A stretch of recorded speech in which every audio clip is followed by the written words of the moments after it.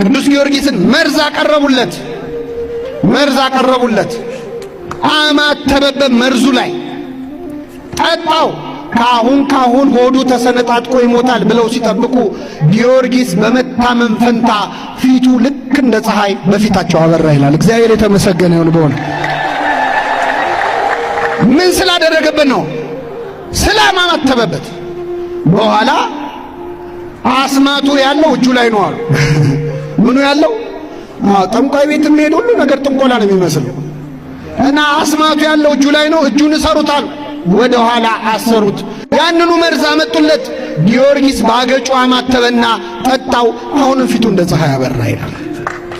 እንደዚህ ነው ኃይሉ የመስቀሉ። በእውነት የመስቀሉን ኃይል በሁላችን ያሳድርብን።